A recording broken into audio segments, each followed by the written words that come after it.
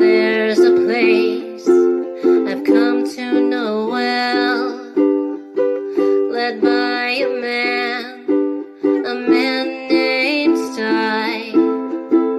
He's full of stories, he is quite a guy. Sit around the campfire and hear him tell his tale. Some may be able to relate to him quite well. We're all just people looking for a place to go. Well, Sty has made one, and it is quite a show. Come meet Sty, he's quite the guy. If you're feeling lonely, come and make a friend. If you need a story, on Sty you can depend. His voice is soothing like a lullaby. Sometimes he brings a tear to my eye. Sit around the campfire and hear him tell his tale. Some may be able to relate to him quite well. We're all just people looking for a place to go. Well, Sty has made one, and it is quite a show. Come meet Sty, he's quite the guy.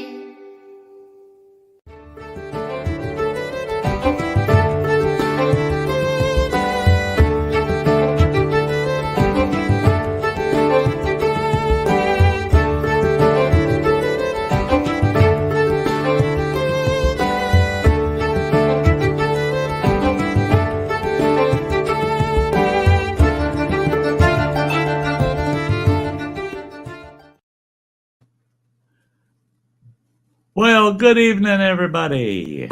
Hey, it's Sunday. Sty Story Sunday. Here we go. Tonight's going to be a little different. We'll get into that in a moment here. I got to shout out those few folks that have been out in the chat.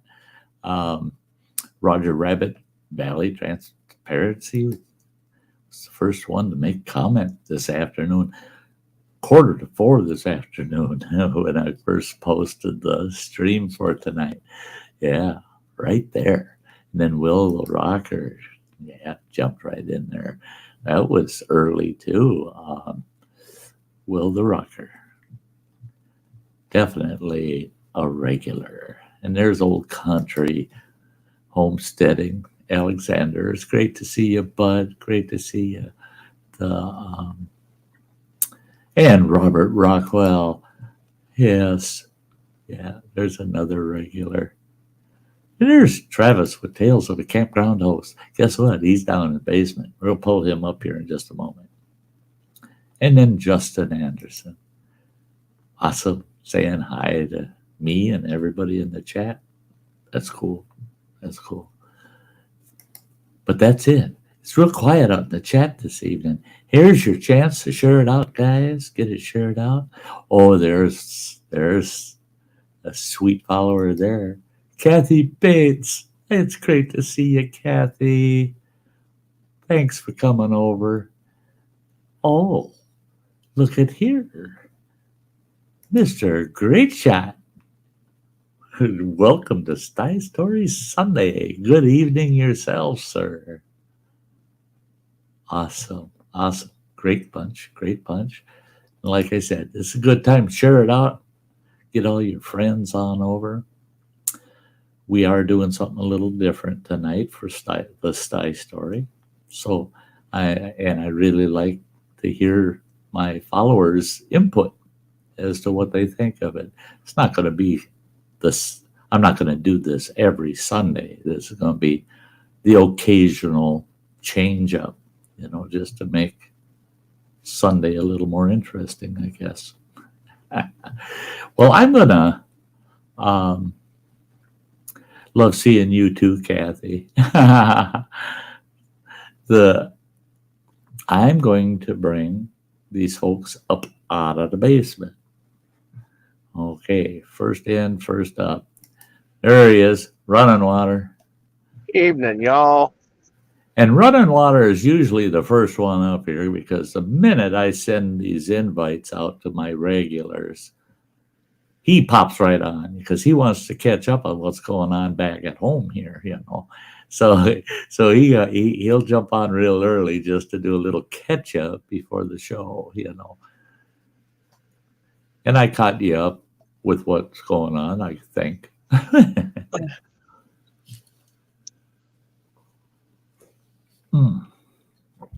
Ah, that coffee tastes so good. We've got one more character down here in the basement. I'm going to pull him up. And he's my favorite favorite camper or favorite campground host. And he's kind of on the campground host. He's definitely number one. Camper, I think he shares that top notch with a couple others. But here he is. There's my buddy, Travis. Come up them stairs, you lost your breath? I did, and I'm also got to tell you, I almost went through withdrawals. Withdrawals? Yeah. Even my From- $700 cell booster couldn't get me online this weekend. Yeah. When you stated, I think it was over in Facebook, I saw it, that you weren't able to get piddly for a signal. I thought, well, I hope he enjoyed his camp because camping is all he got to do because he didn't have the signal. I read a 453-page book. Yeah. That's one thing I noticed too is if you lose access, that's when you realize, I can still read. Oh, yeah. Yeah. No, it was fun. It was we went to that campground. There's a guy that I know that lives here in town that is a rec tech for Medford Park Falls District. Right. And they've got all kinds of hosts down there. It's kind of entertaining, but the hosts at this campground, they haven't been able to get any sort of communications in the couple of years they've been there. So they said, hey, before we recommend your booster or try and maybe help them obtain such a booster, could you go down there and make sure it works? Here, right. Have some coupons. That they're not going to invest hundreds of dollars in something that's not going to work. I was able to get enough signal that my phone never picked up the signal, but my jetpack did. But the signal was so weak, all I could do was go on Facebook and send a message. I couldn't check email. I couldn't check baseball scores, nothing. Wow, bummer. I mean, it was gone. The campground's in a bowl. As soon as you get out of the bowl, poof, my phone blew up. Yeah. But when you're down in that hollow, there's nothing line of sight there at all. Well, I'm looking at a topographic map. The campground's about 75 feet down in the bowl. Oh, wow. And I only got a 20-foot mast. Sure. So there was no, I could get enough to send a text. And that was it. Yeah, it's too bad there's not a way they can get a tower set up at the top. But the gate's at the top, right? Yeah. Yeah, if they could have a tower somewhere up by the gate and then boost the signal line of sight down the hill to them. But put it down by the Mondo Dam and just send it down the river. That too. Yeah. All 5 campgrounds that are around that flowage.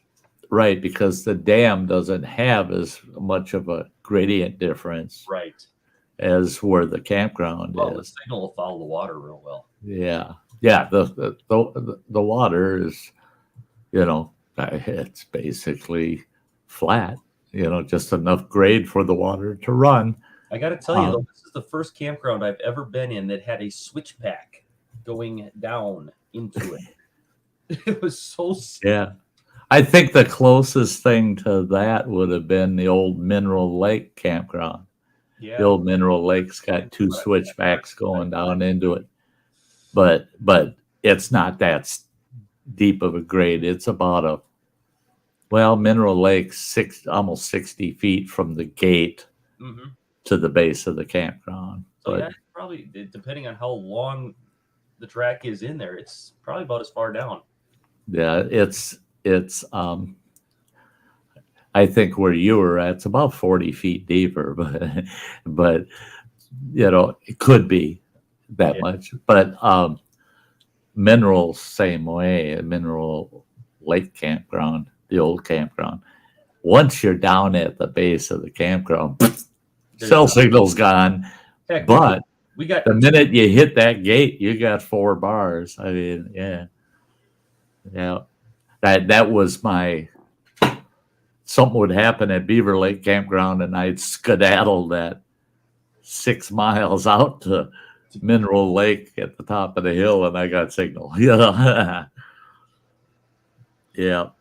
Oh, those were the days. Days. I'm looking forward to 2 more weeks. I'll be at Black Lake. 3 more weeks. But with Caden graduating this year, there's all kinds of parties and chaos between now and probably 2 weeks after, 2 weeks into June. So yeah, I'll be at Black Lake quite a bit. Once Memorial Weekend hits, I'm also going to have I'm going to be gone for 2 days because I got to go to Wausau for a graduation party. Hey, Mr. Fulton, good to see you. Thanks for stopping in there, bud. Yeah, and happy Mother's Day to all the moms out there. Yeah. Hope you have you are having or have had a very nice Mother's Day. Hey, Gemma. Hi, sweetie. The elevator installed for the basement so we don't have to climb that Billy Goat staircase of yours. Oh, come on. If I can manage the stairs, you can. I'm not worried about me. I'm worried about, Phil. Phil.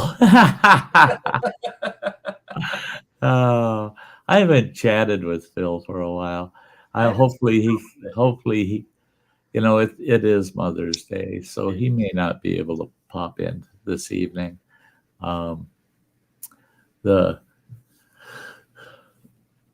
But yeah, like I said, this evening I did something a little different. And I figured, viewership might be a little low tonight because of Mother's Day. Right. Folks have things going on. They're taking their moms out to dinner and the like, and yeah, you get to my age, there's not a lot of folks my age that got moms to take out to dinner anymore. So and being divorced now, I don't have to take the wife out for Mother's Day. The kids would all say Happy Mother's Day. It was my wallet that said Happy Mother's Day. Yeah. Where do you want to go for dinner? I don't have to cook. Yeah. Yeah. Mine always was, she'd pick a restaurant like the Platter here in Ashland, and I'd go, oh yeah, I mean $25 just for the pre-dinner hors d'oeuvres, yeah. Oh yeah, I mean 20. Whoa, somebody's. Yeah, that was me. Sorry. Oh, okay. I was gonna say somebody just turned on their YouTube volume. Flipped over to the channel, to YouTube itself, to get caught up on the chat side and forgot that I didn't mute the tab. Yeah. Oh my gosh. That looked like a fly. I think it was a fruit fly. I don't know why. I got no fresh fruit now. and I'm a stickler when it comes to the drains in my sinks. Mm-hmm. I like to pour about a half a cup of bleach in each drain every couple of days. Just keeps the fruit flies away, man. Right. That's one of the their favorite nesting places, you know. And my garbage gets taken out on a very regular basis. Holy God, I got to mention this. Running water, when I was cleaning out the back porch yesterday, amongst all of that stuff piled back there that your brother just kept throwing in, amongst it all, I come across this big ass box with 3 rolls of the nice Flex 13-gallon garbage bags in spools that big around. There's 3 rolls like that. There's enough garbage bags to last us 3 years in that box. And I was gonna. It was on my grocery list to pick some of them up tomorrow afternoon when I go to the store. And I come running in here, scratch that off my list. I'm like, holy God, I could sell bags. I got so many now.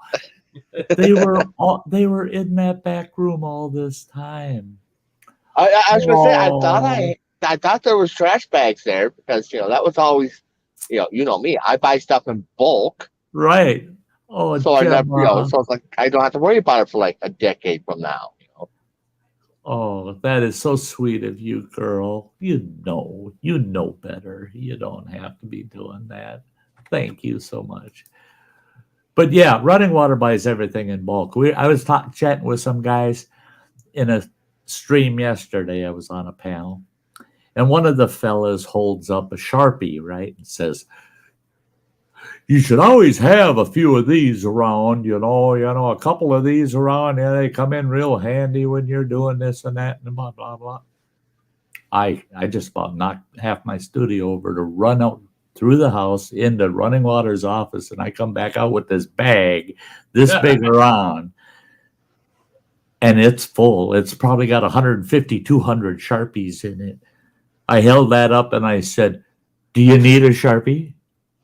Oh my God, the host of that stream was laughing his ass off. He goes, "Why in the world would you have that many Sharpies?" I said, "I don't.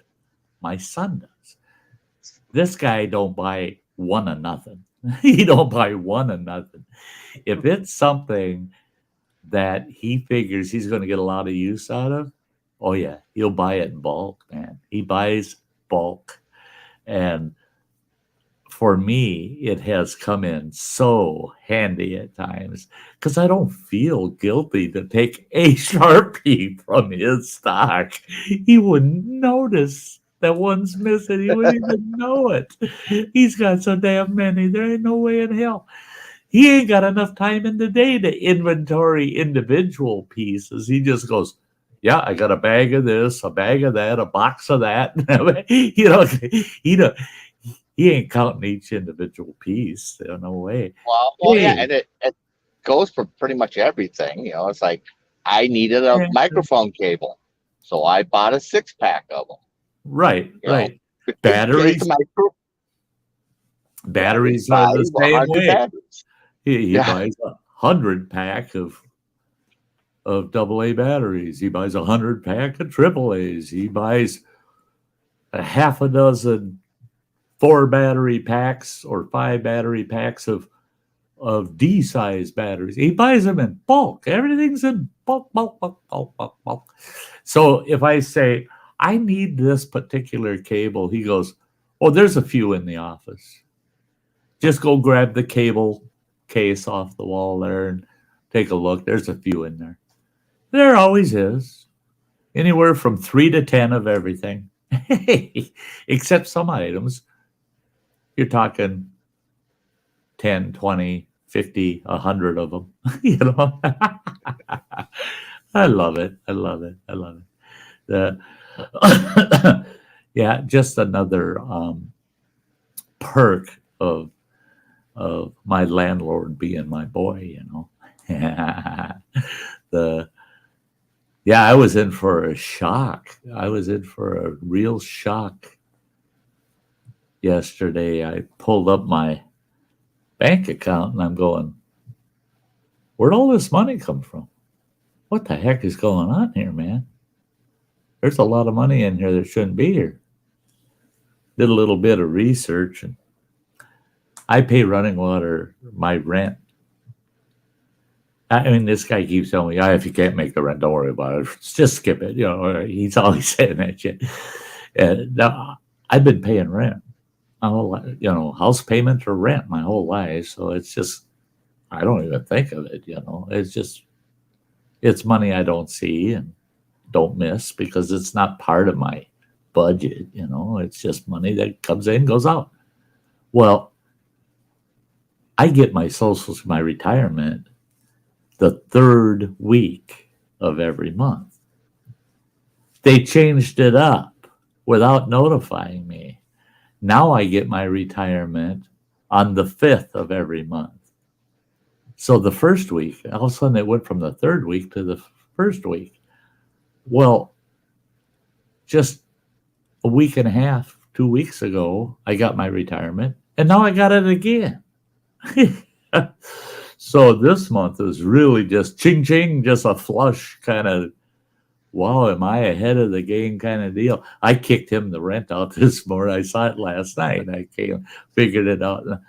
I was like, I can't wait, man. Tomorrow I'm going to pay him the rent more than 2 weeks early. He's going to like, where in the hell did that money come from? That was pretty cool. I paid some bills off that way the hell ahead of the game. And so, yeah, I'm kicking back going, yeah, this is sweet. I feel good. Well, and if you hadn't told me, I wouldn't have noticed. That's it. Yeah. That's why I sent you the message and said, check your PayPal balance because I sent you the rent, because he wouldn't have even looked. He would have been waiting for me to message him at the end of the month. Take a look, If I remembered. If he remembered, and that's why I tell him, take a look because there's a lot of times he won't remember, Hey, Mike, great to see you, bud. I hope you're doing well, man. I hope you're doing good. It's 20 minutes after. Real quick, I want to give everybody an update. The people expect that. My cancer update. It's not a lot to update you on because my stream Thursday pretty well caught you up. And I only had 1 day of radiation after that. But I got to tell you, still, as an update, after the first full week, I still haven't got a single side effect. Nothing. You'd never, me physically and the way I feel and everything, I feel better than I have it. Even before I started hosting last year out at the campground, I feel better. I don't have the physical strength I used to have because I lost all of my body mass. But as far as actually feeling good, man, I feel like $1,000,000. My doctors just shaking their heads. They're just like, what the heck? My chemotherapist went in and asked the infusion crew, the ones that give me the chemo, have you actually been giving them this chemo, or have you been lying to me and just saying you did it and you're sending them home?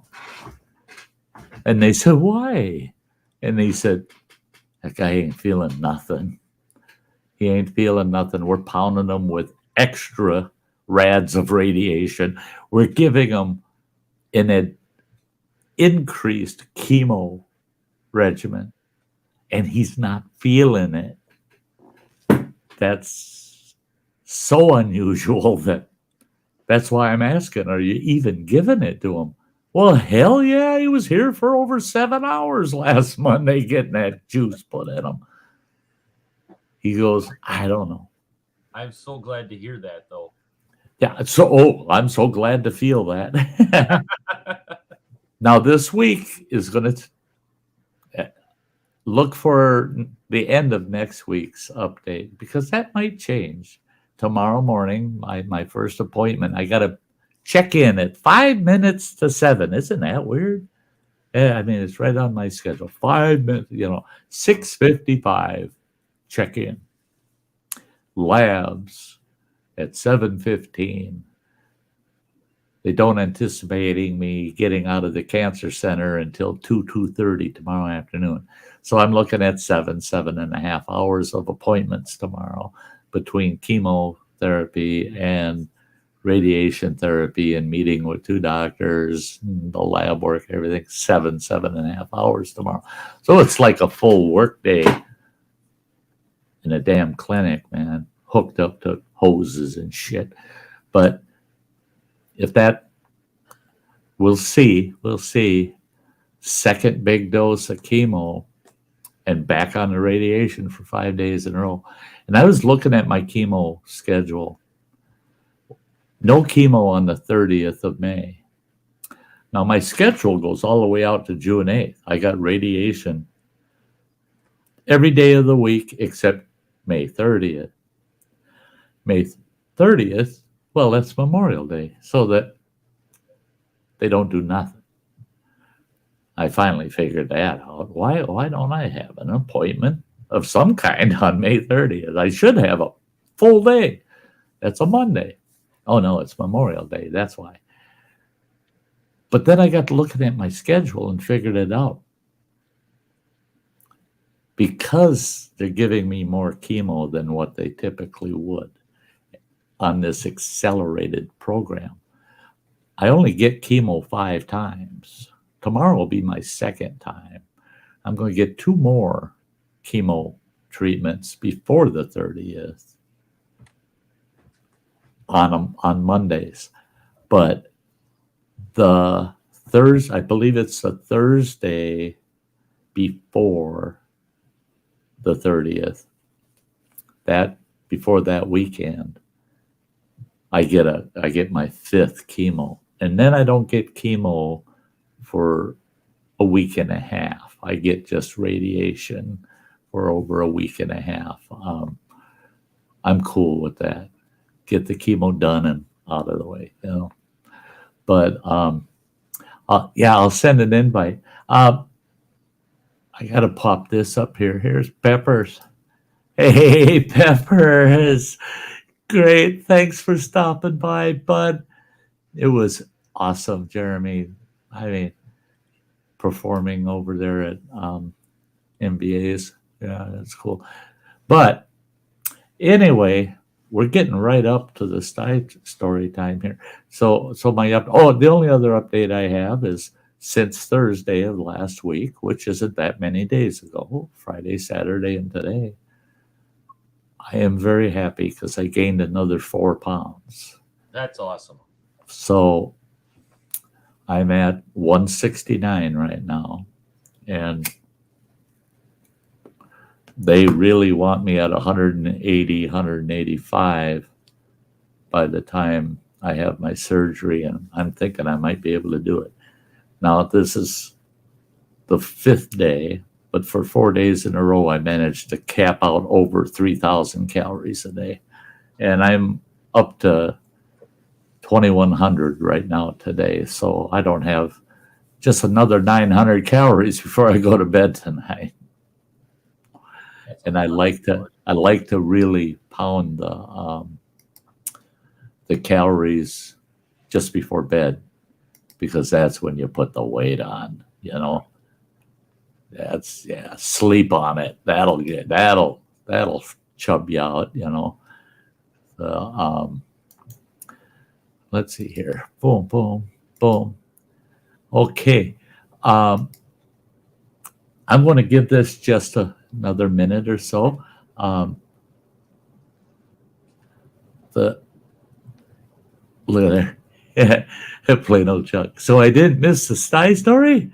No, you didn't. No, you didn't. While I'm waiting for Gemma to show up in the basement, I'm going to tell you real quick about tonight's Sty Story.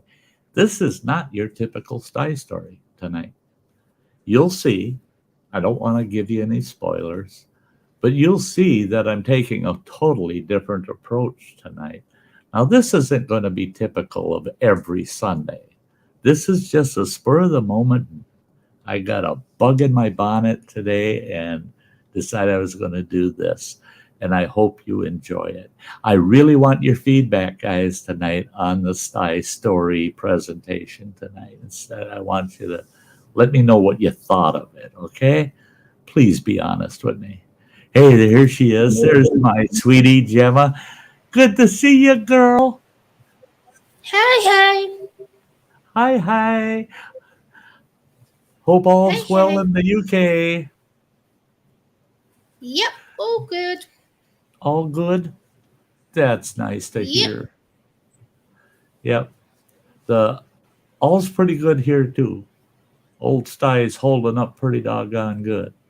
I actually been getting some I things know. I done. don't doubt that. The You're tough as old boots, you. Tough as old, as we say over here, you're tough as old boots. You ain't going anywhere. yeah, these old boots got some miles on them, but yeah, I think I can get a few more miles out of them yet. And it's like I told folks with this whole going through all this whole mess, health thing is that the only thing that I really have any anxiety or feel anxious about is the surgery part, otherwise the treatment, yeah, I've been through a lot worse, boy, a lot worse. And I got to go out hiking and see a couple of sweet waterfalls on Friday after my radiation therapy. Jumped in the truck. I made myself up some ham salad sandwiches and grabbed a couple of snacks, and I took off for the woods and went to a couple of remote waterfalls and did a little hiking and did some video work. I just got to get all the editing done so I can get them posted on the channel.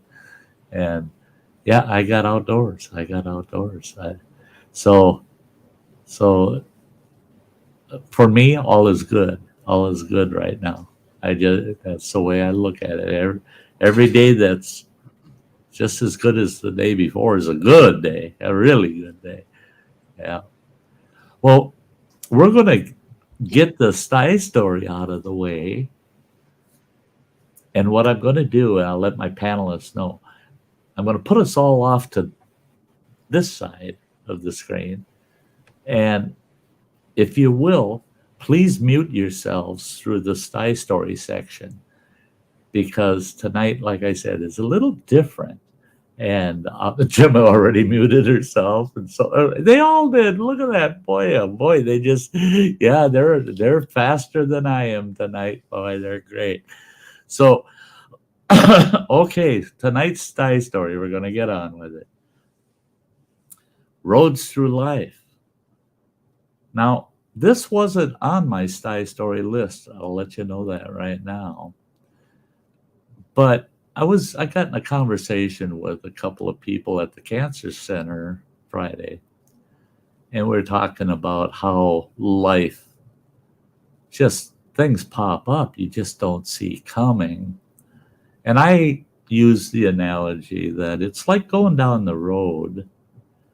You really don't have a purpose. You're just out for a ride. You're just out for a little road trip somewhere. And life is a lot like that. You're going down that road and you figure this road, it's just going to be a nice straight shot. And I'll drive out there for an hour or so.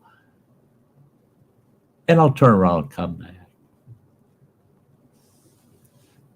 That's the way we want life to go. We want to be on a nice straight road, see things we expect to see, and go through things we expect to go through. But in fact, you're going down that road and all of a sudden there's a detour sign. Uh-oh, I got to get off this road. So you're getting onto another road that you don't know. You haven't been down that road. And you're going down that road and all of a sudden there's a Y in the road. You don't know. There's no signs. Do I go left? Do I go right?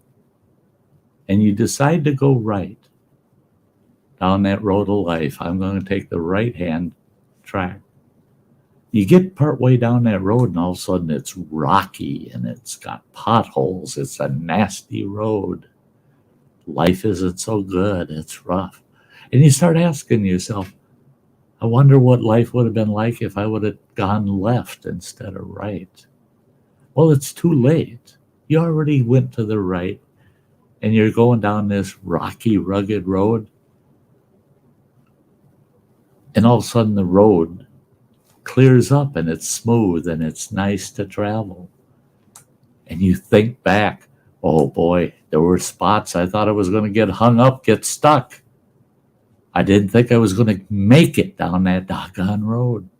It was so hard. Well, that's a story in itself.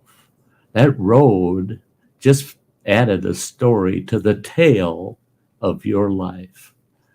Each one of us is a story in the making. We're a tale in the making, the tale of each and every one of our lives. And what makes that tale? All the little stories throughout life. And each one of those stories are a road we have taken throughout life.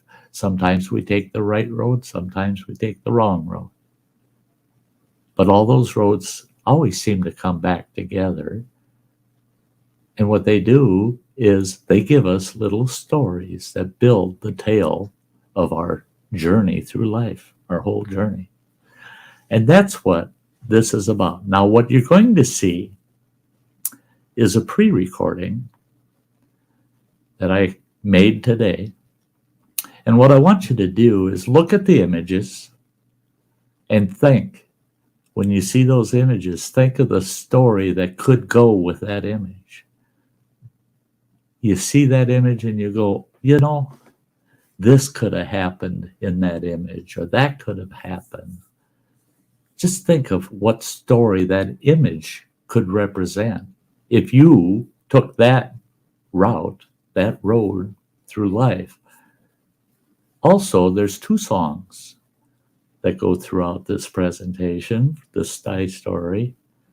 Those 2 songs, both of them, this is not a spoiler, this is just so you're aware. The first song, there's part of that song that relates to a part of my life, of Sty's life. Listen to the song as you watch these images and think of stories that you could develop taking that road through life. But think about the song, and it's a little hidden part of Sty's tale, Sty's life, that I won't go there. I won't do a Sty story about it. You'll understand when you hear this song that I probably wouldn't want to go there and get into detail, but there's some truth in that song that applied to Sty's life. The second song goes back before Running Water was born and the lifestyle I lived and changes I had to make to become who I am today. So the second song is a big piece of Sty's past stories that, again, Sty would not want to do an actual Sty story about it, but I'll let that song give you an impression of what his stories must have been in his younger days. So here we go. This is only 7 minutes long, so I hope you all enjoy it. I got to kick everybody to the side, and I'll pull it up, and we'll get it running right now. Here we go. Boom.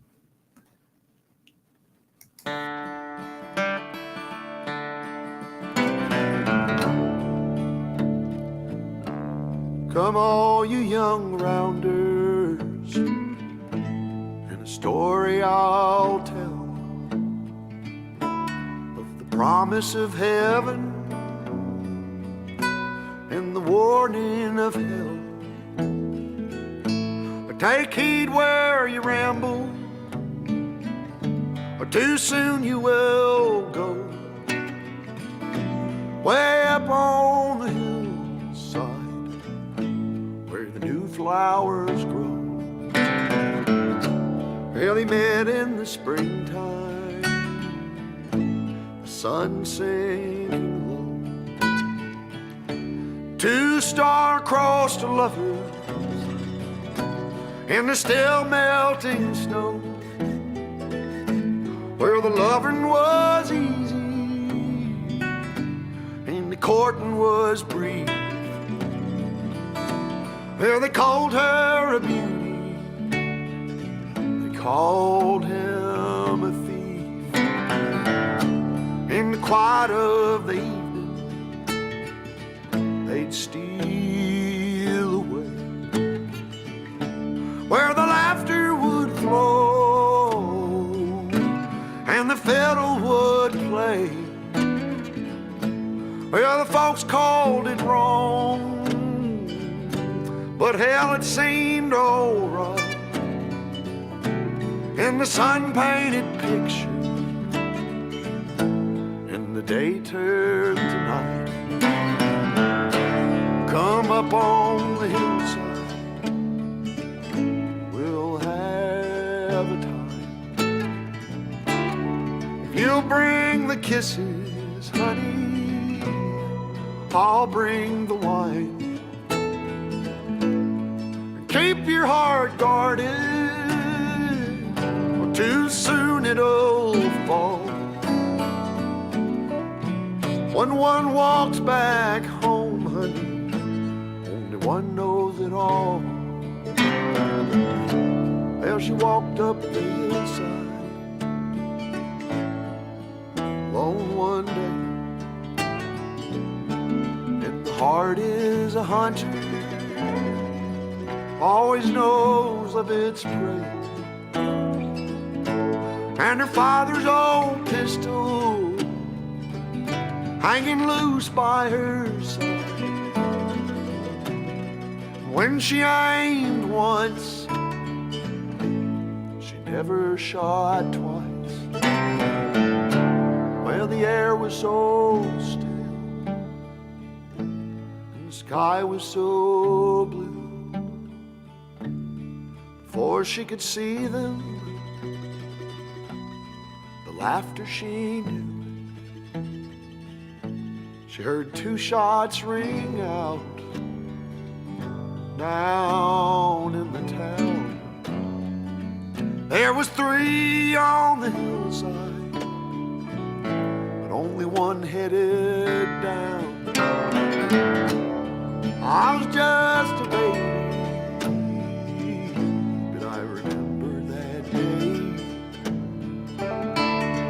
walked up the hillside, saw two mounds of clay. I'll always remember, and I'll never go back up the hillside where the new flowers grow. Back up the hillside where the new flowers grow.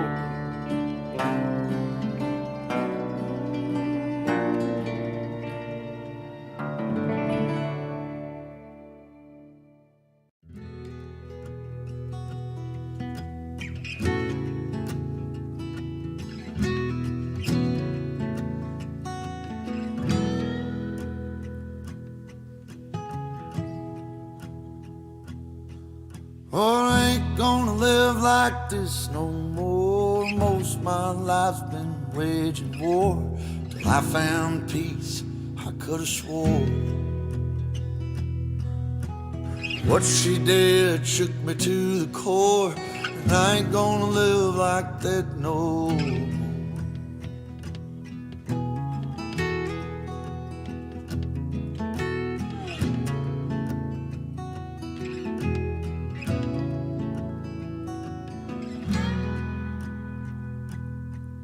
Well, I ain't gonna live like this no more. Trouble comes when the barmaid pours another for a man who should have found the door. Oh, when I get going, you can hear me roar, and you know I can't live like this no more.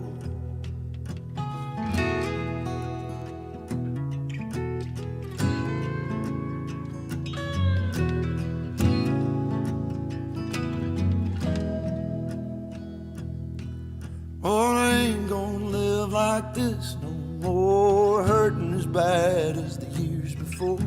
Living in a lie I can't ignore. Or I had to cut ties to settle the score. I ain't gonna live like this no more.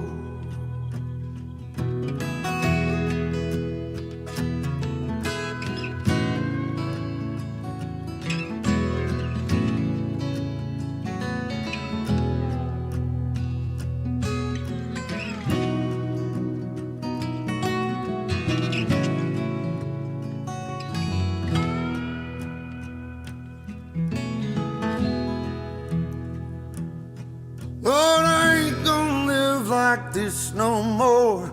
I've been drinking till my body's sore. Ain't touched my bed, just sleep on the floor.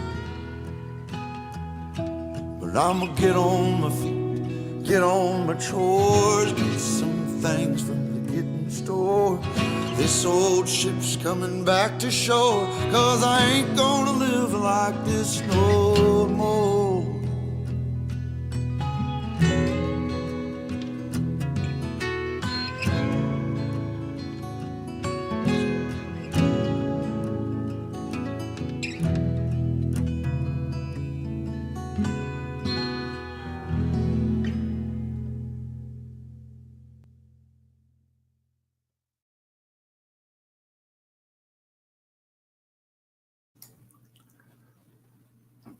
Well, there you are. You can all unmute yourselves if you'd like.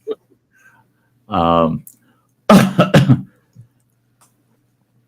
hope it gave you all a chance to think, and kind of reflect and I hope some of the images spark some memories and stories in your life,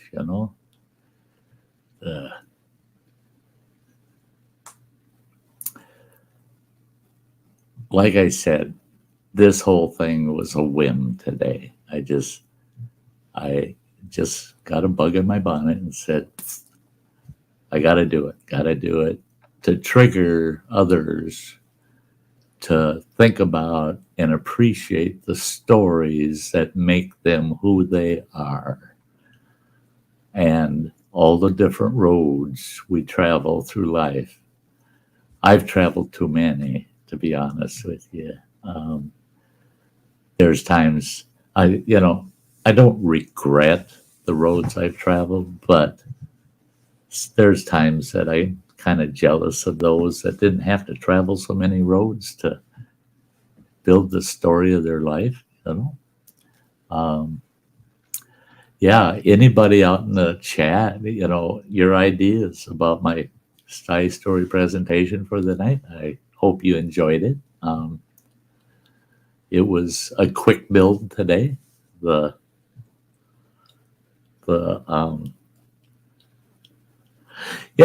two songs, I nabbed those up from Epidemic. I'm subscribed to them for my YouTube music, and I ran into those songs a couple months ago and been listening to them quite a bit and how they relate to my past life. I got to shout out a couple of folks in the chat, if you don't all mind. The old country homestead was down by the river doing some thinking. That's sweet, man. That's the place to do it. That's the place to do it. We had Rebecca Felter jumped in. Hi. Love you, girl. And Ingalls family is in the house. Awesome. And Mark, hey, Mark J. Larson Outdoors. It's great to see you. You folks are great. Thanks for coming on over. I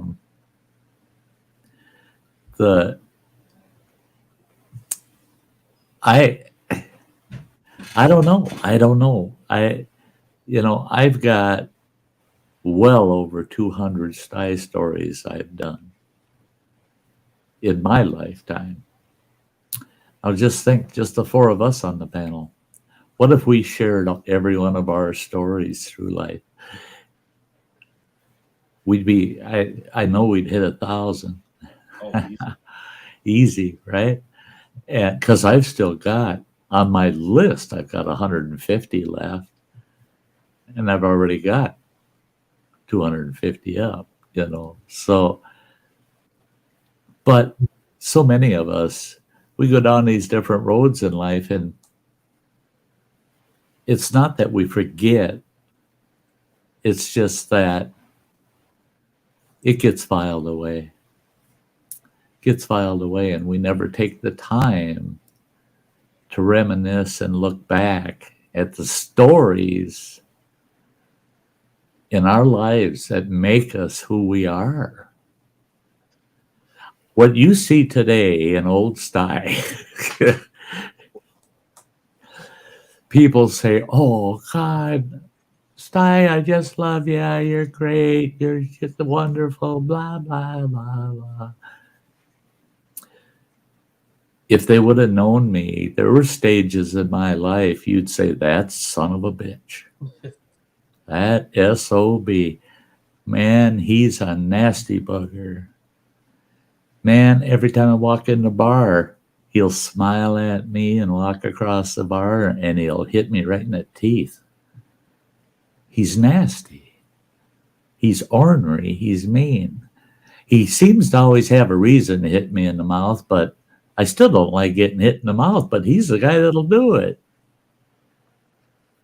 I was that kind of person at one time. I liked to imbibe quite a bit in my younger days and carry on. I was a wild hare, boy. I was a wild hare. Even the early years of my marriage, my ex-wife, it was like, what can I do with this man of mine? I mean, there's times he's out of control. He's out of control. He just won't take crap from nobody, no how, no way. Even the slightest little thing will set him on. Now, Running Water knows. He's even seen the years when this old boy raised his voice. Guess what? The neighbors didn't hear me. The whole damn town heard me. And look at this. Love that video with all the different roads. I have been here in the background as usually. Love you, girl. Love you. And I thought of you as I was building this today for tonight's story. I thought of Anne and how she loves the road. She loves to travel down the road. And she came to mind right away. That's my whole point, is when we think about the roads we travel in life, stories come to mind, memories.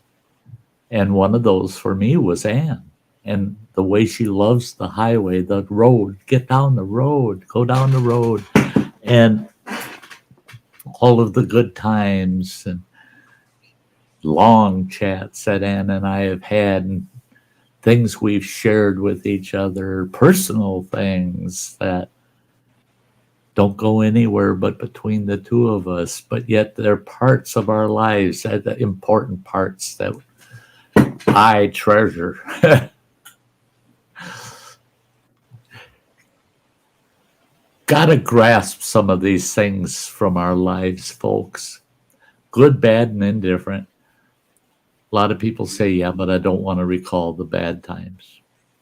You have to. You have to. You're right, Travis. If you recall the bad times, it makes your current good times that much better. Well, and it reminds you of where you came from and the journey that it took to become who you are today and to be where you are today. Yes, yes. I gotta for granted. That's right. That's right. I gotta show this. Rollin saying, I'm a sing for biscuits and gravy, Sty North style. I committed myself, man. The day, good Lord willing, I get through this cancer thing this year, And I don't know what's going to happen next year, if I'm going to host the campground or if I'm going to do road trips for a year and then host after that. I don't know exactly how it's going to work out. But the day is going to come that I get down in that Kentucky country and I'm going to have me a nice campsite somewhere, and Rollins going to come out. Him and Jeremy, the pair of them, I committed today. I told him, I'll trade you up some really awesome biscuits and gravy, camp style, for some song time around my campfire. Those two boys bought right into it, man. They said, yeah, we want some biscuits and gravy, Sty style. We'll sing for food. And those two, they could sing all night around my campfire, and I'll get them so fat and sassy on biscuits and gravy, campfire style, all prepped in cast iron. Oh yeah, they'd love it. They'd love it. And so would I. So would I. Yeah, Roland saying, yes, sir, come on. Yeah. I wish I could this year. I really do. I really do. That is on my bucket list. I've taken a lot of things off my bucket list because of my health and just an uncertain future. But I've added things, and one of those was I'm going to meet Roland in person, man. I want to spend some time with that man. I want to get to know him better in person. Yeah, he's definitely become a brother from a different mother for me, you know. The good man out there, guys. Mountain Bushcrafters Alliance MBA. Yeah, you can't beat them. Can't beat them. Real people. Real people. So there we go. There, I gave you all some food for thought tonight. I appreciate it. Thank you. I was thinking of taking it and doing an intro and an exit on it and posting it as a video. I might do it someday down the road, but for now, I want to just leave it for us as the Sty Story of the night. Oh, yeah, Mark, he's fronting up. He's fronting up for some biscuits and gravy. Yeah, just keep in mind, Mark, it's going to be next year, man. It's going to be next year with everything with the cancer treatments and the surgery coming up. I won't even have the health to do something of that sort this season. I really don't believe I will, but next year I will. And it's a date, man. It's a date. You betcha. It's a date for anybody. Anybody want to come visit Sty, or if I can get there to see you, we'll do it. We'll do it. I don't go nowhere without my cast iron anyway. So yeah, it don't take much for me to whip up some good biscuits and gravy. So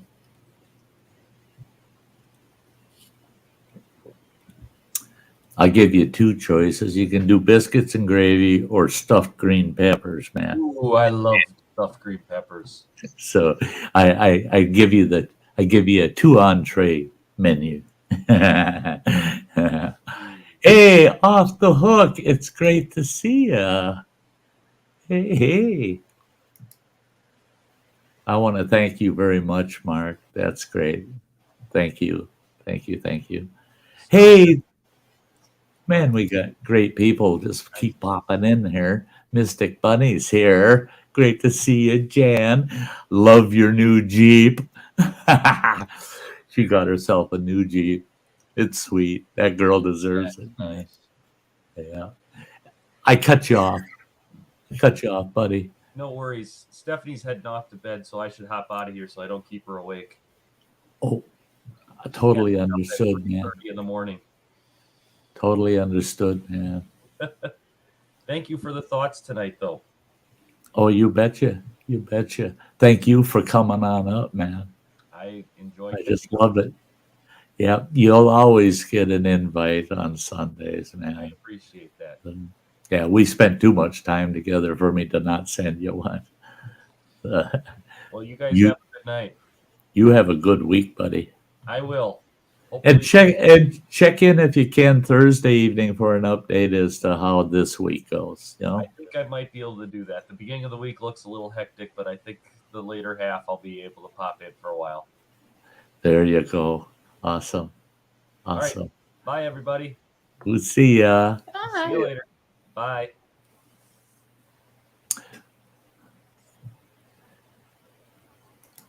The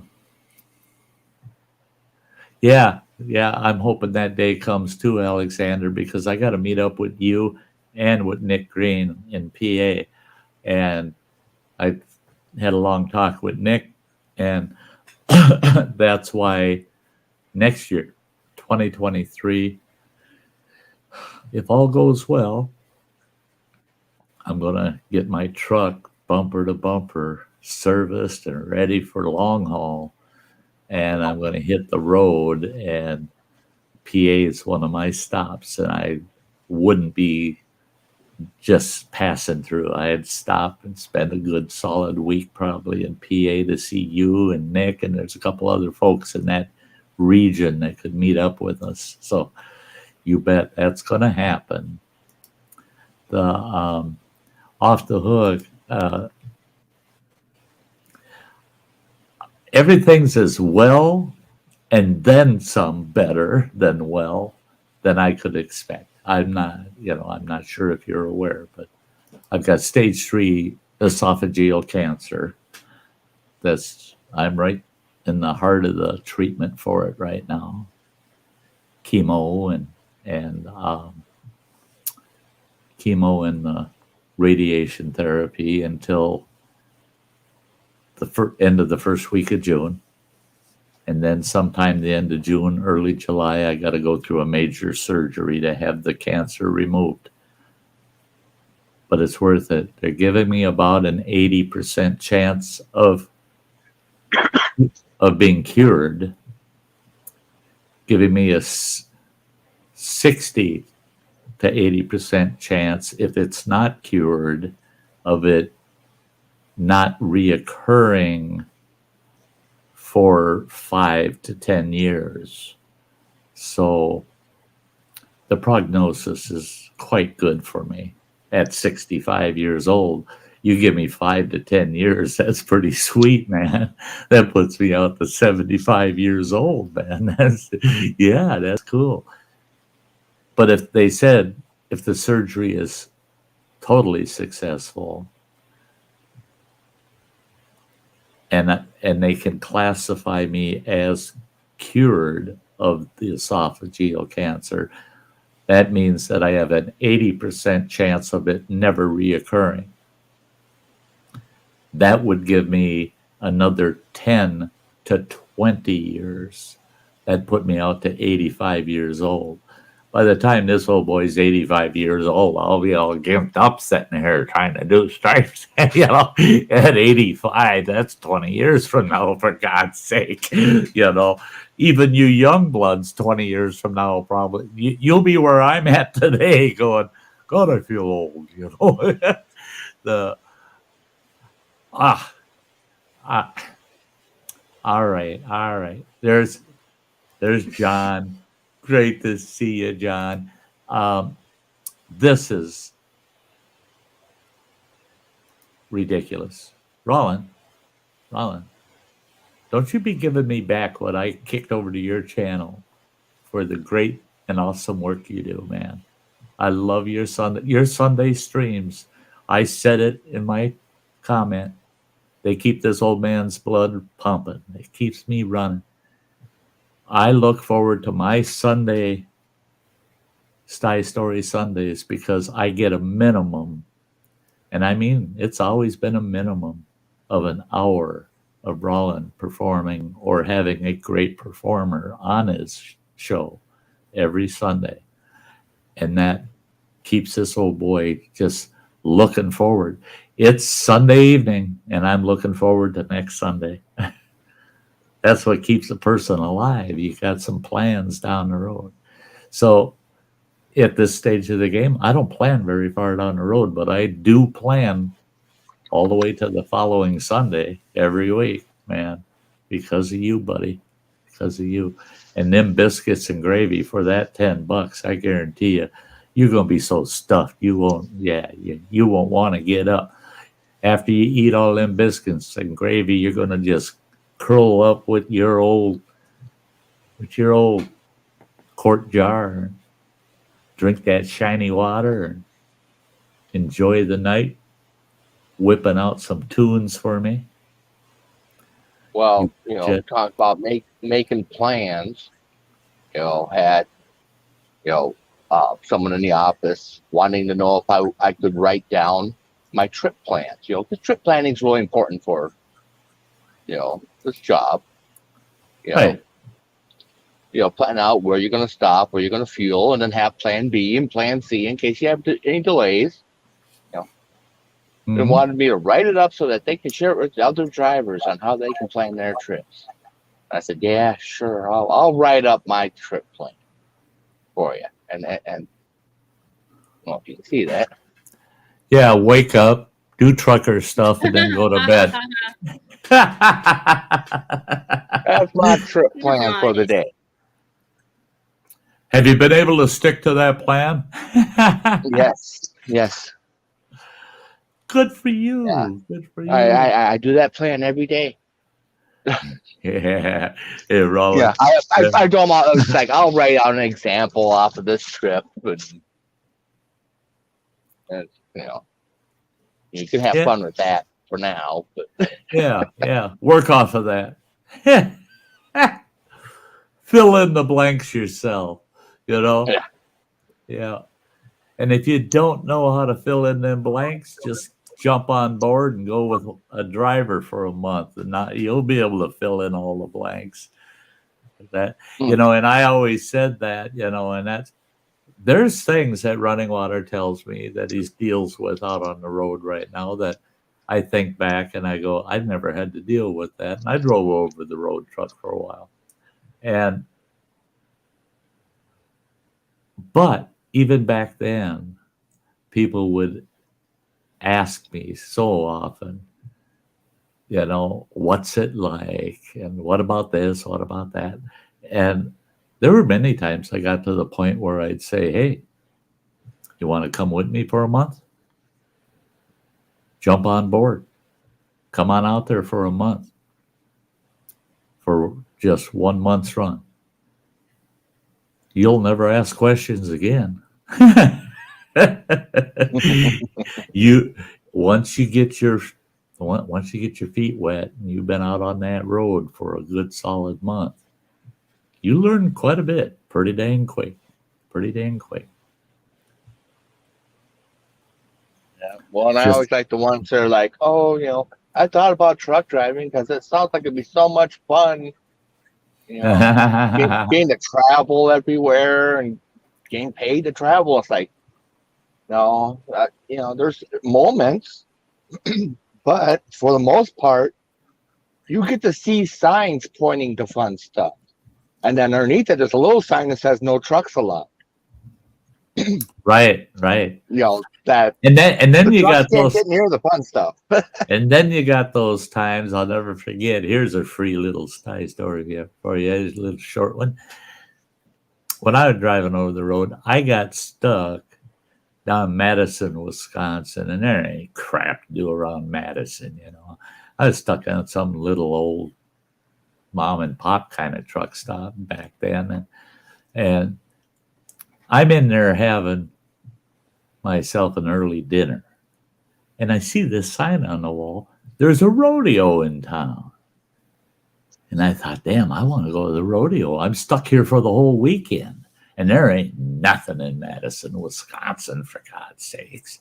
But a rodeo would be great. So I got wild hair up my butt, and I dropped my trailer right there in the truck stop parking lot and bobtailed right through downtown Madison with my tractor, right to the rodeo grounds. And what do I find? Oh yeah, huge ass parking lot, man. The place was huge. But to get in it, it's this low rise entrance you drive through that's got a 9'8" clearance. Well, I ain't getting through there with a cab over semi tractor. I'm in this big line of cars and realize I can't get through there, man. There's no way.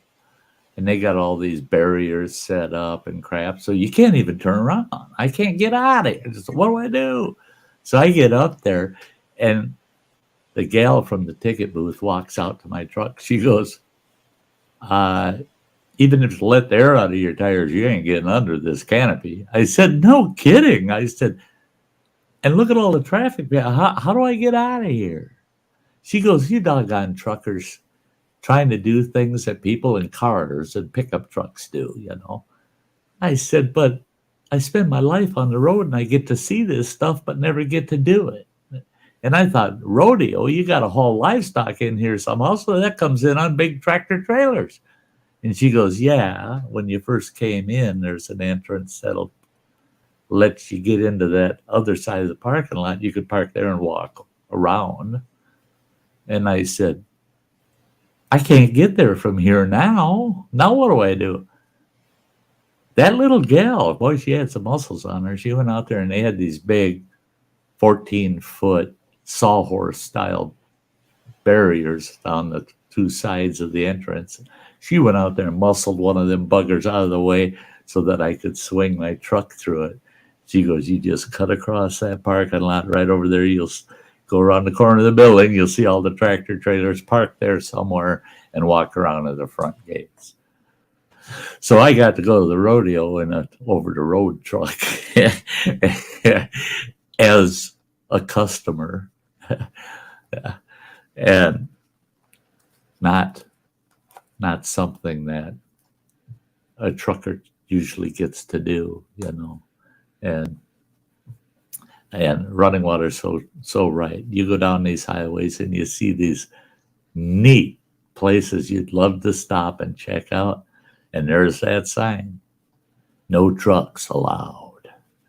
Yeah, you ain't getting in there, man. And not unless you want to walk 3 miles to get in there to see something. That they just don't,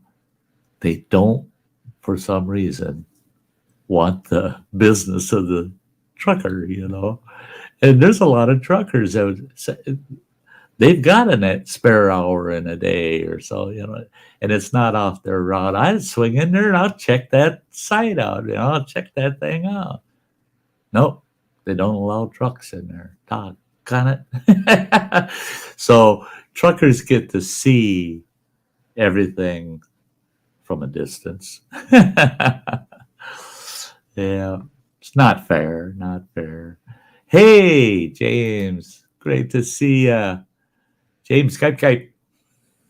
Thumbs up. Yes, sir. Yeah, give me a thumbs up. Love it. Love it. But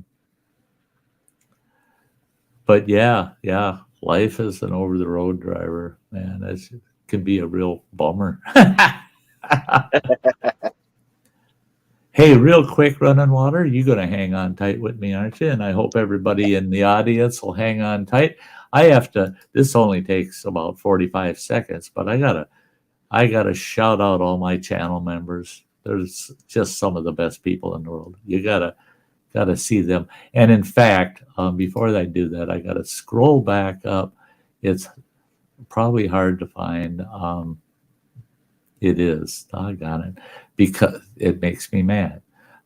Because on the StreamYard side, they don't show it. But I had Adventures in the Heartland threw up over on the YouTube side his comment. You get one, as a member, you get a comment every month that's highlighted, and he threw his up. He's been a member for 13 months as a hiker, and it says, I'm here just cooking some morels and pheasant back mushrooms. Yeah, we really want to hear that. You know, it's not as if we were talking about food or nothing. Yeah. Okay. So I'm going to run this quick little clip of all my wonderful, wonderful channel members. And like I said, it's only about 45 seconds. So hang tight. Don't go anywhere, folks.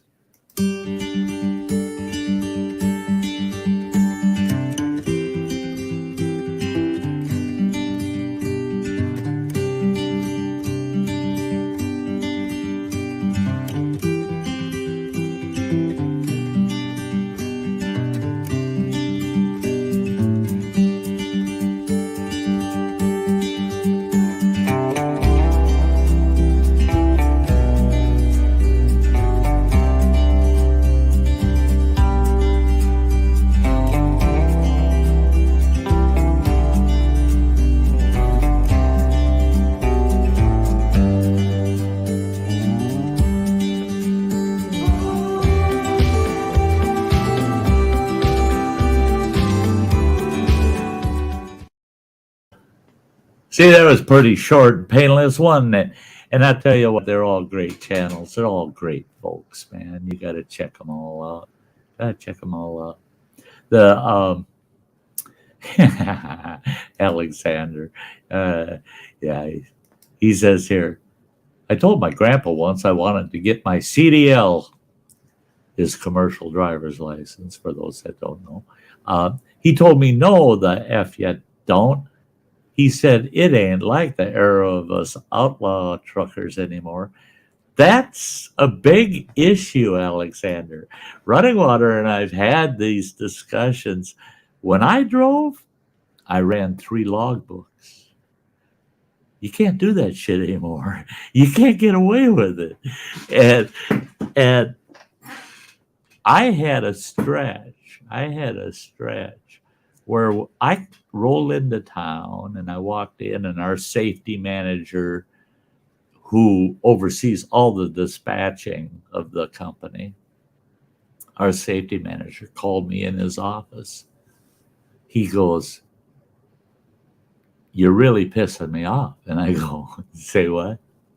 He says, no, he says, you turned your logs in. We calced everything out. And he said, here we go again. Us trying to crunch numbers, trying to fudge things. And he said, do you realize you can't even get back in that truck for a week? Because you won't get back here for a week. He says, you're somewhere out in damn California right now, and you still have to get back to the Eastern Seaboard and then a load back here. Right now, this minute, you're out on the West Coast, got to go to the East Coast, got to come back here. You're still gone for a week. What are you doing in my office? I said, I ain't here yet. And he said, but I can't send you out for a week. I said, oh, hell yeah, you can send me out. I got a whole box full of logbooks. Don't worry about it. Those were the days, man. Those were the days. It was terrible back then, the things we did and got away with. But boy, we moved freight. We definitely moved freight. These guys today, these drivers today, they've got pretty good. Boy, they're getting their miles in each week, even with the rigs as tight as they are and the monitoring they got to go through.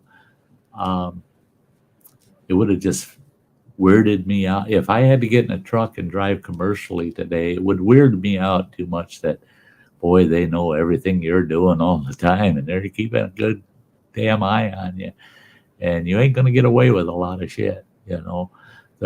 They have figured out little tricks of the trade, but it's just not like it used to be. Not like it used to be. Well, and it just gets worse because right now what they're trying to push through is speed governors on all trucks. Yeah, the governors, that I saw that. And, yeah, you have a good night, Mark. Right now, it's is whether it's going to be 60, 65, or 68. But they wanted no higher than 68 miles per hour. So what do you do on a 70-mile-an-hour interstate? Drag your butt and get in the way of everyone coming through, all the cars coming through. It's like, Yeah, like all the wrecks we have out in California because we're forced to go 55 while they're allowed to go 70, 75 out there. right. You know, the cars are. And they're weaving in and out of the tractor trailer traffic. Boom, boom, boom, boom. And it's causing wrecks. And yeah, it's when I saw that article about the governors, we used to have companies back in the 70s and early 80s, actual freight companies that governed their trucks. Well, those guys didn't give a shit. They were all union drivers and they only drove 8 hours a day anyway, 5 days a week. They weren't true over the road drivers. Heck, these guys drove trucks that had sleepers in them, but they stayed in motels. You know, they were we considered them fake drivers, you know. That they were just fake drivers. They're just driving giant pickup trucks, you know. But they had governors, and boy, did they get in the way. And, you know, there were huge issues, especially those governors raise holy hell with you when you start getting in mountainous country. You start getting in high elevation country. Those governors have a tendency of governing your RPMs, not just your top speeds.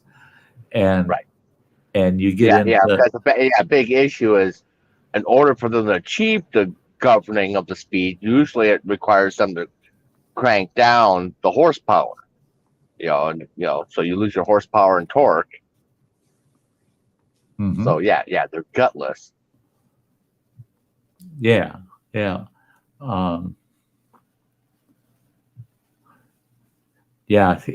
Today, Running Water's truck is an auto.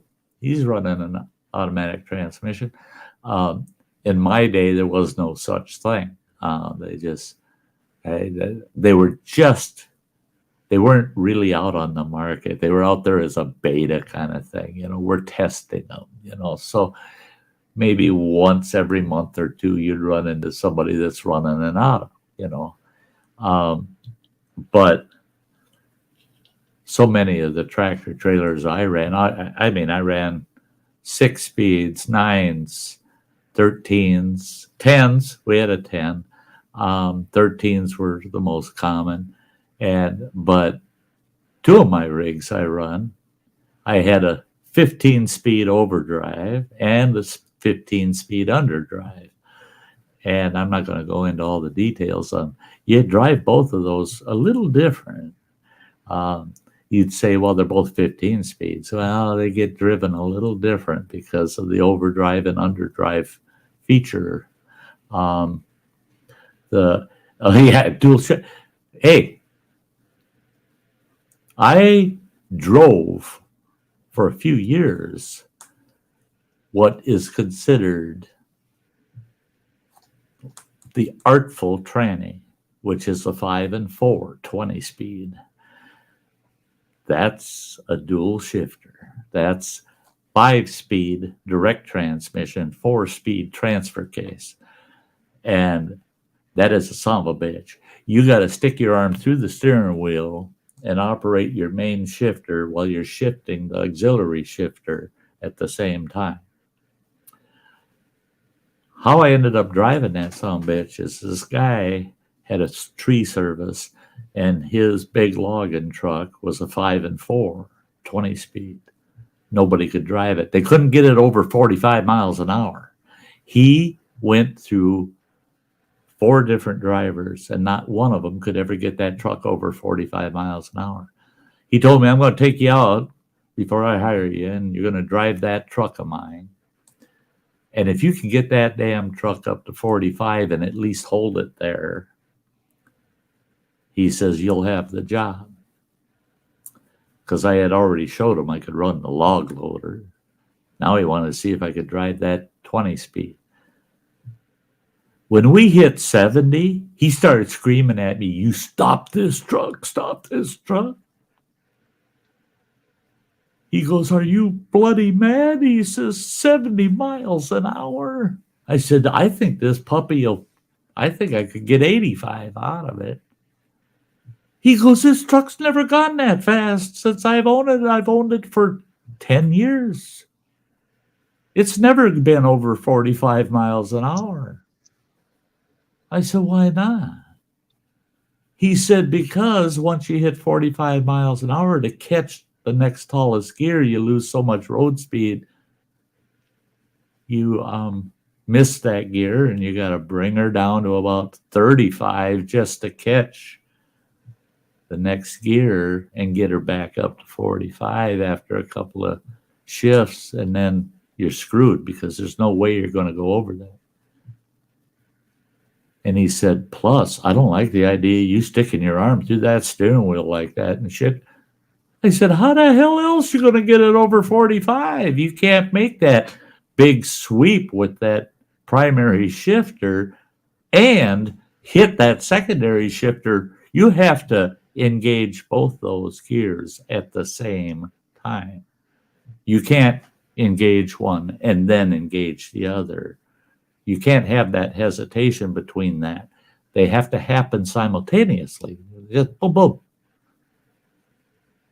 And he says, "Your left leg's got to hurt like a son of a bitch the way you were shifting that damn truck." I said, "Why?" And he says, "Well, all that clutching." I said, You think I'm using the clutch? Are you insane? There was no way I was double clutching that son of a bitch with 20 gears. You get your RPMs right, it'll just fall right in the slot every time. I actually enjoyed that 20 speed. Everybody else I ever met that ever had to deal with one hated them with a passion. I got a kick out of it. I got a kick out of that truck. And especially the looks on people's faces when they hear vroom, vroom, vroom, vroom, vroom, vroom, about 15 times, and now you're doing about 50 miles an hour. And then the last 5 slots are the ones that get you up around 80. Yeah, quite the truck, quite the truck. The B61 Mac, yeah. I've driven a couple of Mac Bs, yeah. Nice trucks. I had a chance to buy one that was totally restored, and I was going to take that and make a camper out of it. But my ex-wife said, "No, you're not. If you ain't making money with it, you ain't buying it." Shucks. Should have gotten divorced then. I would have had me a nice B model Mac, you know. In fact, the last login truck I had was a 15-speed underdrive with a 433 Cummins in it. Long nose R model Mac with a 32-foot steel box on the back with a big hood loader on it. Yeah, that was a sweet truck. Boy, that was a big old beast. That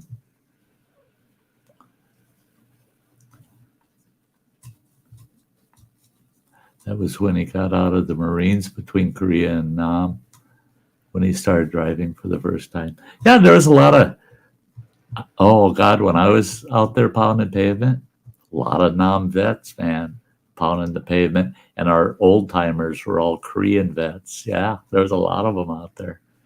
That's what they did when they come home from the wars, man. They went to driving truck over the road.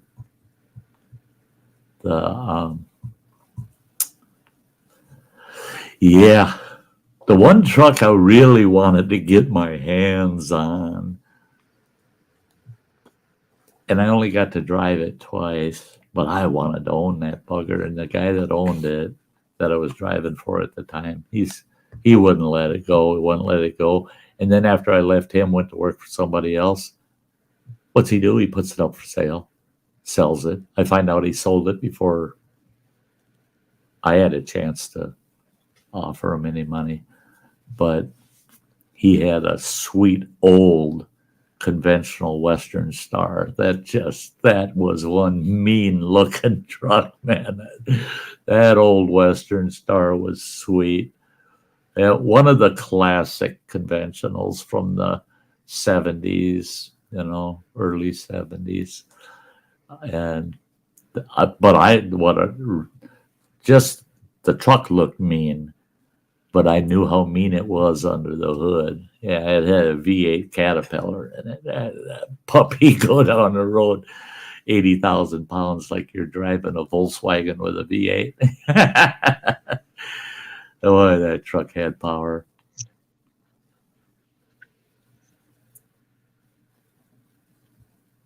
Grind them till you find them.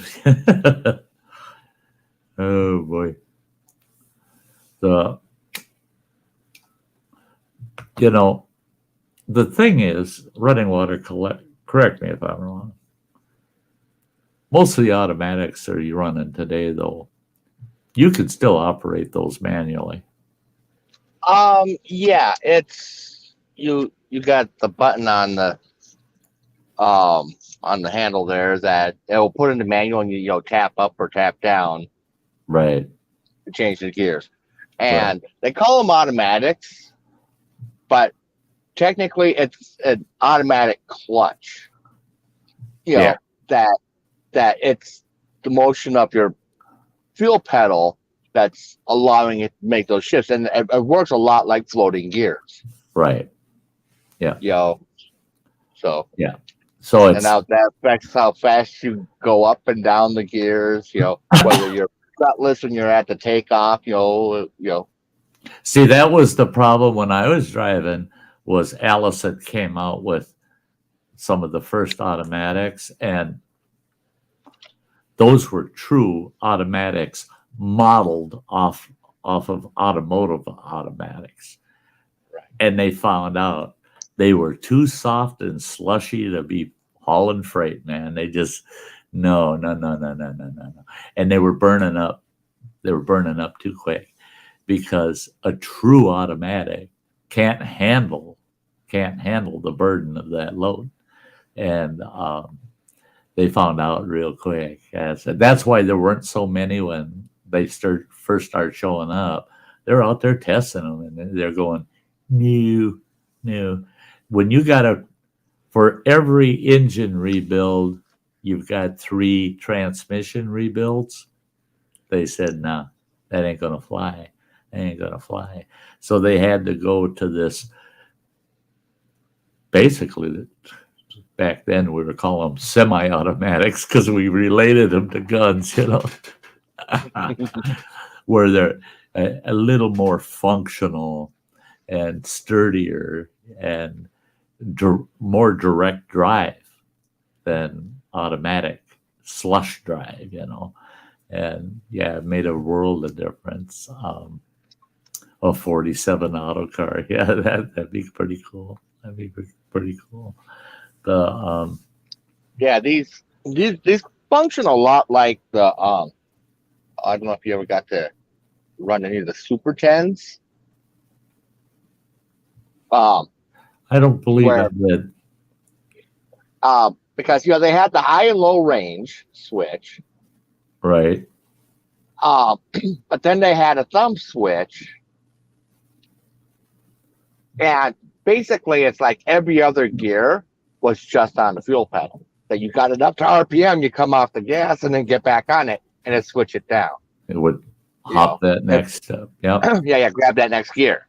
And if you're downshifting, it's just the opposite. You switch it, you come off the gas, and then rev it, and then it would catch it. Yeah. But it still had the clutch. Yeah. For every other shift, but it's like you had 1 and 2, 3 and 4, 5 and 6. Yeah. That instead of working through the pattern and then going back to the beginning and working back up, it had the sequential gears together. Right. They were the same So it's slot. like, yeah, we were calling those semi-automatics, you know, because it's just Were like you? half. Were you? It's half an automatic, you know.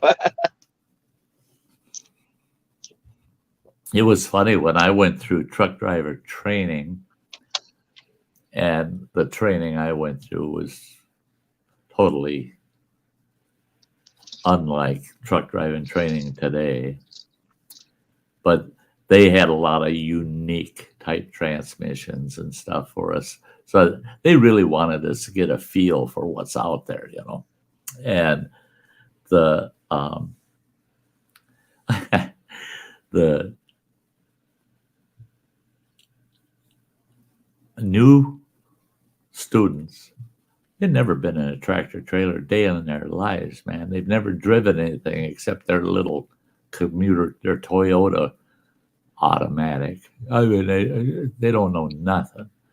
And they get in the truck, and when they see you're running up through the tranny, and you get to top end, and then you're taking the next top gear and you're bringing her all the way around and dropping her back into first.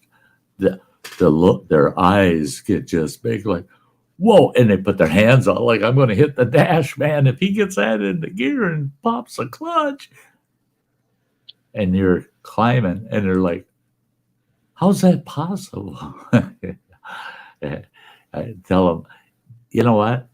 I'm in driving school, not mechanic school. I can't explain to you how they designed a tranny like that you can go from 6th gear into a number 1 hole and have 7th. I can't tell you how that works, you know. And it's like with a 13, you know. You got your switch on the cap, and people don't realize you're running back through that shift pattern. And you'd never think you could put that stick into the 1st gear hole when that son of a bitch only gets you up to 4 miles an hour to start out with. But now you're going into that hole and you're doing 45. How the hell can you put that back in the 1st gear hole? Well, you got to have that switch in the right position to do it, buddy. And yeah, there's a lot. They put a lot of thought in the design of all those old trannies, you know. Well, the company I had started with, you know, was running, you know, ag stuff, you know, feed and grain mostly, you know, and we had this little tiny, like, single, you know, the mini cab yard truck, you know, where the cab's just as big as the driver's seat. Yeah. That they would run the trailers from the yard across the street to the washout bay. You know, whenever we had wet feed and stuff, the yard guy would bring it over there and run it through the washout. Yeah. Well, he ended up having to have surgery, and he's going to be out for like 4 weeks. Nobody could figure out how to run that truck, and they couldn't bring any of our regular trucks in there because, you know, that little yard truck was just as tall as that hopper trailer, and it just barely fit in that 12-foot door. Yeah. Where the washout was. Couldn't get any of the big trucks in there. And the boss, he's like, I'll give $100 to anyone that could drive that truck. Everyone came up there and they're like, I don't know. It's messed up. He must have been doing something weird. I got up and I'm looking at it. Yeah. It's an old GMC, like really old, but it had 3 on the tree. It was never meant to be out on the highway. It was just strictly yard speeds. It's like topped off at like 20 miles per hour. And, you know, and most of that was on the first 2 gears. You know, they're just tall, wide. It's like, yeah, it's right up, you know, you shift it right up here. They're like, who? Who thought of that? I've never seen anything like that. I was like, yeah. Yeah. It's been a Yeah. while since they put them out, but they used to be popular. Yeah. Well, and you were way too young to have even known about it. But when I first started driving,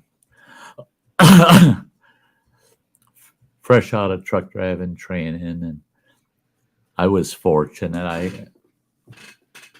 I was rated number 1 in the training rodeo, and word got out that I was pretty good in the truck rodeo, and that, which I get a kick out of, because you getting offered to be in the truck rodeo with your company, that's pretty cool.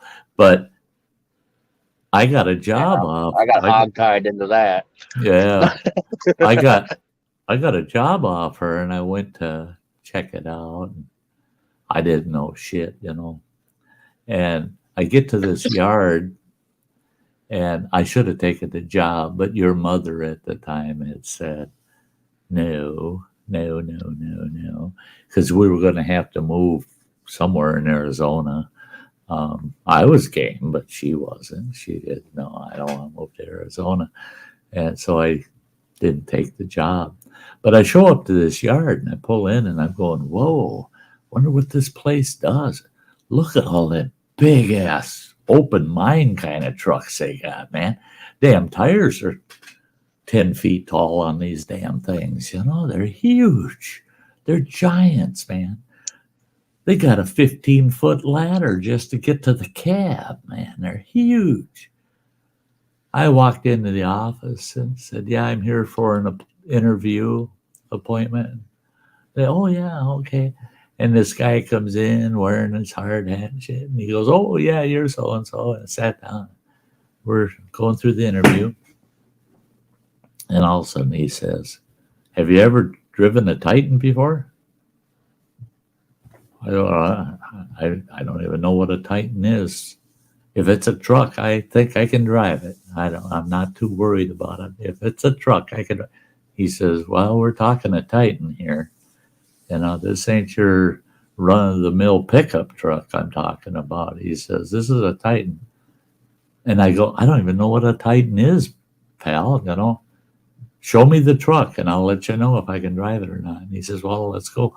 We go out in the yard. And he walks up to one of them giant yellow bastards, and he says, there you go.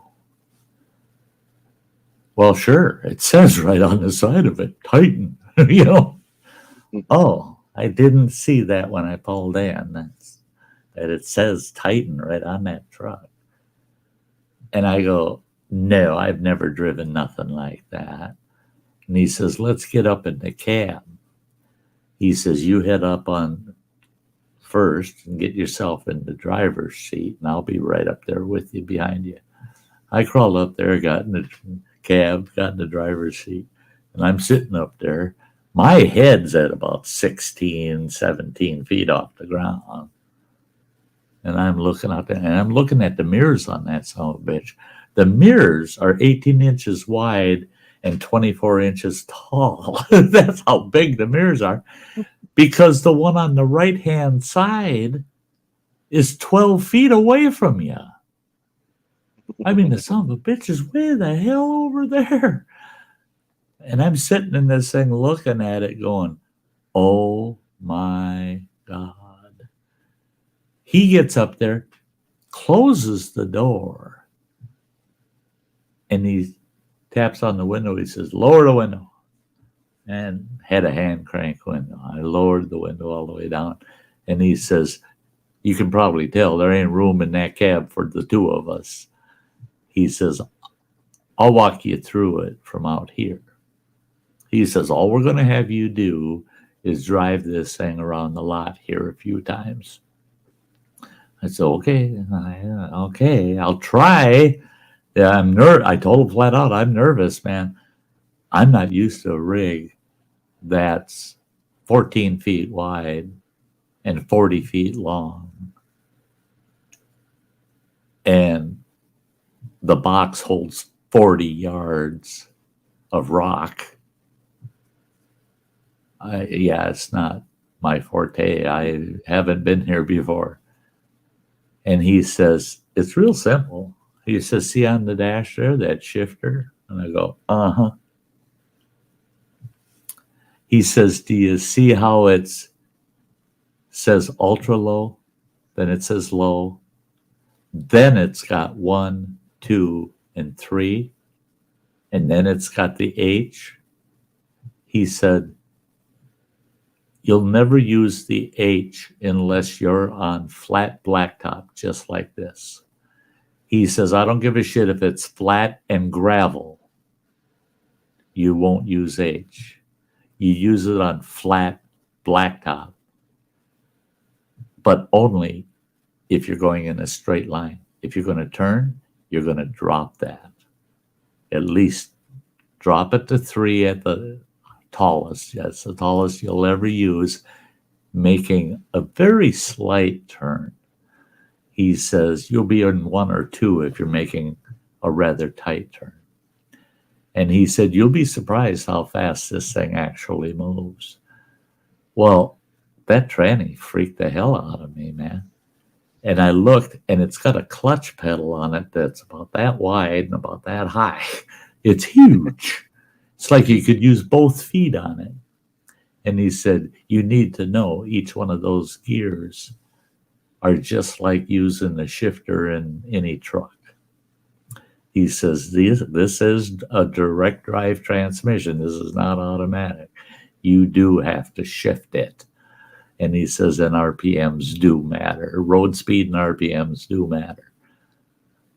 He had me drive that thing around the parking lot about 7 times. And I just like, holy shit, that thing made me so fucking nervous. And the power that thing had, I couldn't believe it. That had a big V8 Caterpillar engine. And when we got done, he took me back in his office, and I had to watch that film. And what it was is the job I would have had would be driving one of them damn things on a dam project in Arizona. They're building a dam. And he says, you'll be hauling fill in for all the dike of the dam, the earthen dam portion. And he said, it's a very, very precarious job. You'll be backing out onto the dike, and you got to get yourself right to the end, and then you dump your load.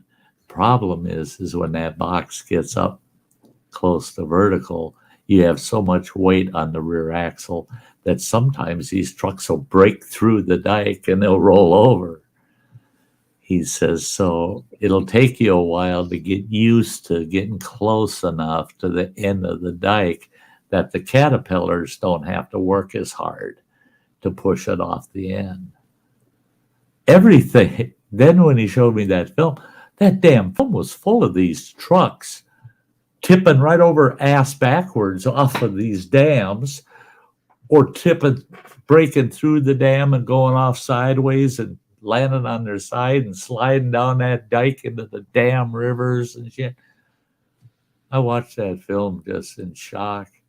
And after it was done, he goes, but here's what you got to remember. Now, this was, 1977, 1978. He says, you get paid by the hour to operate these. It's not, surely can't be by the mile, because he says, you're only driving less than half a mile to where you're getting your material and back to the end. He says, we couldn't pay you by the mile, we pay you by the hour. And I said, okay. And he goes, I think you'll be shocked. And I said, how much does it pay? And he goes, $32 an hour. And I said, after watching that movie, are you freaking kidding? I ain't doing that shit for $32 an hour. I mean, that's 3 times what I was making.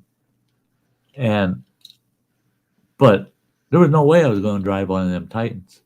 Those boys that drive them big open pit mine dump trucks, and they do these dam projects and dike projects with them big trucks. Those boys are insane, man. They are insane. They got to have a set of balls on them like you wouldn't believe. That is one scary ass truck for them to Oh operate. yeah, I cringe every time I come through by Chicago with Joliet. Those quarries that are on both sides of I-80. Mm-hmm. You see them down there going down Switch in there. back You know, in there. Oh, yeah, like this last week, they're out there pumping out the one side, because it filled up with water, so they're out there Yep. pumping it, and they're going down there still. It's like, wait, Yep. no, you lose control, you're going to go down in the bottom of that lake. yeah. And how deep is that son of a bitch? Because this thing ain't gonna sink. It's gonna just drop to the bottom. I mean, whoop. Yeah. They are so damn heavy when they're empty. But I think out there in Montana, up at the Troy mine, that was a pillar mine, and they ran those Titans down in that mine underground all the way because people don't understand. And I looked online, you can't find shit on them. I'm amazed. Asarco Mining wouldn't allow anybody with a camera in that damn mine in the first place because the environmentalists would love to get some of that footage. But a pillar mine, especially a silver mine like that one, what it is it's an open pit mine with a mountain roof on it. It's not open pit because they didn't dig out the top. They went in far enough down the mountain, they just left the top of the mountain there. And they got these giant pillars of rock holding that up. And each level is 100 feet. And they'll have 20 levels. And you're driving them trucks around the edges of those things all the way down to the bottom, loading up with ore and then coming back up. And it's just open, and you're looking down there 1,200, 1,300 feet with these giant pillars of rock holding the mountaintop up. Now, you tell me you're not thinking that this some bitch falls down, we're squished, man. There ain't no survivors if the roof of this ever comes down because it's the whole top of the mountain up there. But yet they're driving these damn trucks that weigh 60,000 pounds without a payload. Damn truck weighs 60,000 pounds, and they're driving the sons of bitches down these narrow roadways all the way down into that pillar mine and loading up, putting 40,000 pounds of weight in the box of that thing and coming back up all the way through there. And you go in one of those mines, I only got to go in it once, and it drove me nuts. I see what they're talking about. They make you wear not earplugs. You got to wear the ear muffs, the headsets, and you still can barely stand it. You go in there, and about every 20 minutes, the horns go off. And there's a horn at every level. Roar! And you're thinking, that's going to shake this fucking mountain down on us, that horn. And what it is that's when they change the direction on the road going down to the bottom, when those horns go off. And each level has this turnoff area, just like a railroad has a side rail, It's got this turnoff area. When that horn goes off, every one of those trucks heading down looks for one of those spots to pull their ass over. And then if the horn goes off twice, anybody coming up, they pull over because it's the ones coming down. Two honks are downward and one honk is upward, and louder than shit. I mean, so those guys in them big trucks, I mean, they're louder than hell in them big trucks. They can hear that horn plain as day, but you're wearing earmuffs and you're going, God, it's blowing my eardrums out. Yeah. Yeah, they got it figured out. I talked to a guy there that his job, his whole job, is he goes to every level. They got these catwalks that go out to those big stone pillars holding that mountain up. And they circle each pillar. And his job is he goes out to all those pillars. That's what he does for a 10-hour shift every day, 5 days a week. And he's only got one piece of equipment, a tape measure and a logbook. He goes out. Every one of those rock pillars have this 3/4 inch rebar, jackhammered. They drill about a 1/2 inch hole and they jackhammer that rebar into that big stone pillar. His job, and there's a chunk of it sticking out, maybe about 1 inch long. And his job is every one of those are numbered on the rock. There's a number for each piece of that rebar in these big pillars.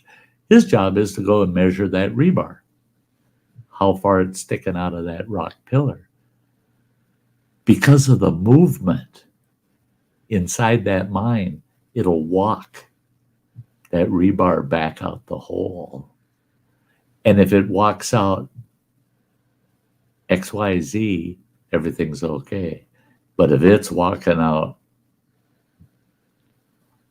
you know, if it's walking out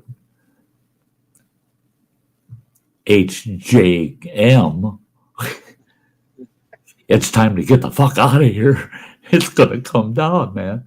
That pillar it's failing. And if they find one that fails, they shut the mine down. They go in there and they wrap that son of a bitch with basically it's concrete mesh and rebar, and then they cement the whole outside of the son of a bitch to reinforce it. And they drive new rebar in, and then he starts measuring that shit, you know, every shift. No.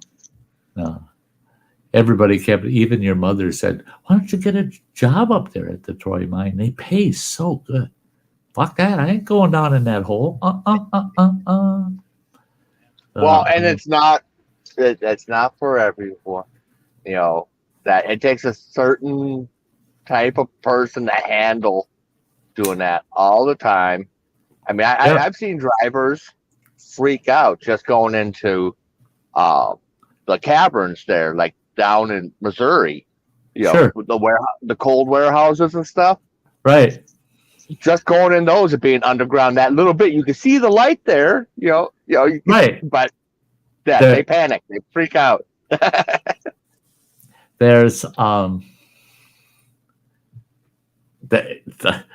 those storage caverns down in Missouri and that I hauled out of there. Into there in Joplin and yeah, all the time. I thought they were pretty freaking cool myself. I thought they were neat. The neatest one I did was the salt mines in Manistee, Michigan. I didn't drive down in, but I got to ride in one of their rigs down in, and it's like a bobtail tractor, but it's short and drives right down in that damn salt mine. And to get down there, and they're like sea containers, you know, sitting there on a trailer unit. And he swings down there, turns around, backs up, hitches up, and off we go back out of that underground salt mine. And we got down there, and we had about a 10-15 minute wait before we could hook up. And he did it for me just to show me the mine, you know, here's your chance to see a salt mine. And it was freaky, but it was so interesting. I didn't have time to get scared down there at all, you know, because it was so damn interesting. There was equipment down in that salt mine that was 40, 50 years old, and it looked like it just came from the factory, man. Like it was brand frickin' new. And he says, "Oh yeah, that shit, doesn't it look new?" He says, "Now when you get to the top," he says, they won't bitch me out. I'm going to take a little side route to the landing where I dropped the salt." He said, "Just to show you something." And when we came out, he took that little side route. We went through these gates and got in there. And here's all this equipment, just like the equipment I saw down below that looked brand spanking new, but it was 40, 50 years old. There's the same equipment in that yard. And I'm not kidding. 1/4-inch plate steel with big holes rotted through it. He says the minute you take that equipment out of that salt mine, bring it up here in the moisture in the air, it rots. It oxidizes, and it doesn't just oxidize, it rots. He says we've watched cast actually get to the point where it's got definite sharp angles on it. So now it's all rounded off from the rot. He said the air kills them. He says anything with sheet metal on it, he says we bring it up here within 2 years, all you got left is the frame and the motor. The sheet metal's gone. It rotted right off. He says because it sat in that salt all that time. You bring it up here, it dead. It dead. He said that's why everything is repaired down there. And if it can't be repaired, it's retired, brought up here, put out in that yard. And he said, we have a hell of a time selling that shit for scrap because it ain't worth nothing. It's shit. Yeah, it was crazy. Yeah, it's crazy. Yeah.